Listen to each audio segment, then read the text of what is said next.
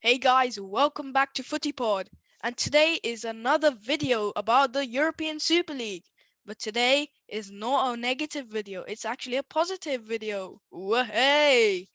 So, the European Super League has actually been scrapped, as you might have heard in the news, and it was because of the protests that the Chelsea fans held. Nearly 1,000 Chelsea fans held outside Stamford Bridge on Tuesday night, which actually delayed. There was a game going on, Chelsea v Brighton at that time, which was delayed, but it actually was the turning point of the European Super League, which has now been scrapped, which is great news for football fans.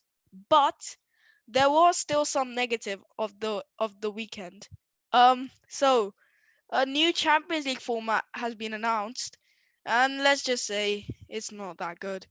So let's start off FootyPod's podcast now today. Now, Alex, you will start us off. I think the problem here is that we've really replaced one tyrant with another. Fans were protesting against the Super League for a reason, and it was because their teams had to play more games.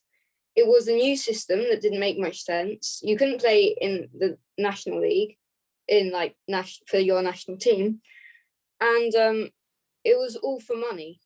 Like, there's literally no other reason why you would want a Super League other than money. And I feel like with this new Champions League format, it's the same thing. It's just for more money because you're playing more matches. And you've just replaced one tyrant with another, with the exception that now you can also play for your national team. That's the only difference here. It's still the same thing, apart from the fact that you can still play for your national team and you stay in your domestic leagues. So I don't like this new format. I think they should just stop changing it because it's just too hard to keep on top of every single, couple of seasons. They change it. Actually, to be fair, they haven't changed it for the past couple of decades, but it's still the same principle. Harry? I agree with the thing when you're saying about swapping one tyrant for another, but I think it's quite a lot better than the Super League because the Super League not only disallowed you from playing in international games, but there was also no relegation or promotion, and there was pretty much no competition in that league. Now there's competition to try and get into the Champions League again, so it's not just going to be the same teams every year, and it might be more interesting, and smaller teams will get large chunks of the money as well, rather than just making the big teams bigger. So I think it's a lot better, and especially for the players, because they haven't been banned from all tournaments, and it also means they still play in their respective leagues. So, let's take Man United for example; they are still allowed to play in the Premier League. Daniel? Yeah, I think what you've all said really is right. It's pretty much just UEFA being like, oh, that's kind of a good idea, but because it's not by us, we don't want it to happen. We'll still take the idea though. And I think it's better because it is by UEFA and it's still the Champions League, but it is just the way they're doing it. It won't feel like the Champions League anymore. I feel like the point of the Champions League is that there's 8 groups.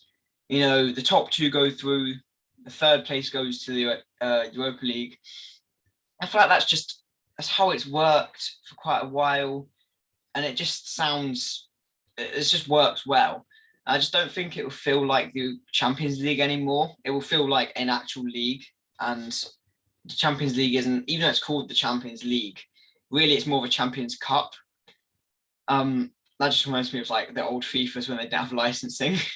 Yeah, and I just think that they were already planning it a bit, but I think they've looked at the way the Super League was going to be, and they've been like, well, that seemed like it would have worked, so why don't we just do it in the Champions League?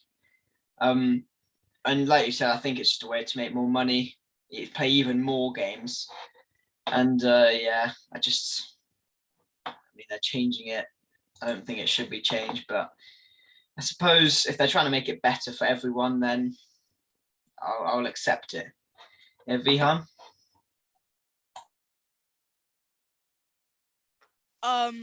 Well, I think I disagree because I just feel like the current format is going just so well, and people don't want it to be changed. We don't want like Midtjylland playing like Ferencvaros like more than once. We have already witnessed some really boring games. No offense to the fans out there of these clubs, but I just find these games boring. And also this will um this will just affect players' fitness again because they're playing 10 matches, and just like they also have to play 38 Premier League games, whichever league you're in. So I just feel like this is not a good format at all, and it's just confusing for some people because we're gonna explain this format later, and this is just not. This is just really complicated. So yeah, I think I will ask Daniel to explain the format now. So Daniel. Yeah, so I haven't 100% checked it out because I think it's still, they know what they're going to do, but I think it will obviously be a slight sort of test. Maybe if something's a bit meh, they'll probably change it. But from what I can understand, the way it works is there's going to be two groups of, I can't remember how many, is it 10? No, there's more than that. There's going to be two groups, and I think the top one group, I thought it's two groups, and then the top 8 from each group go through. That's what I saw. Yeah, it's not that actually. It's just one league, but then like so like still the top 8 people, the top 8 clubs still go through, and I'll let Daniel take over from me again. Oh, yeah, I haven't seen much about it. Like I said, I mean, there was been more focus on the Super League and that blowing over than sort of the new format. But yeah, it's gonna be. It's not gonna be in the same way that there's lots of smaller groups and only 2 teams go through. It's kind of a bigger league. I just feel like that's just not how the Champions League should work. It's meant to be small groups that are very, they don't play too many games. It's very tight and contested. And I just feel like the way they're going to change it is not how the Champions League should be. It's too much like the domestic leagues they play in. And I just don't think it will be as good as it's not how the Champions League should be played, I think. Harry? Not Harry. Alex? Yeah, I agree. It's not how the Champions League should be played. Champions League is iconic for having the best teams around the world, and it's such a prestigious cup. You need to be one of the best teams in the world to even get into the competition. And now that we've got 36 teams, I think, rather than 32, it's just making it that bit more, it's not as competitive, I would say. And that means that now when you see the games, you're thinking more like, oh, well, they just lost. That's not that bad because the stakes aren't as high as they would be with fewer teams when, you need to win every game if you're going to do well in a competition, or at least the majority of your games. And I don't feel like this new Champions League format offers this. Harry? Yeah, I think it's not good. We don't want another league. It's exciting having like a knockout, like group and knockout kind of thing. But there are some upsides to this. It means four more teams that aren't usually in the Champions League get into the Champions League, which is more opportunity for fans to cheer their team on in Europe as well as on the domestic level. But I still don't agree with this. I think I really like the old format. It was easy to understand, and it was just exciting to see, really. So yeah, I prefer the old format. Yeah, so I've just looked it up, and it's really kind of confusing.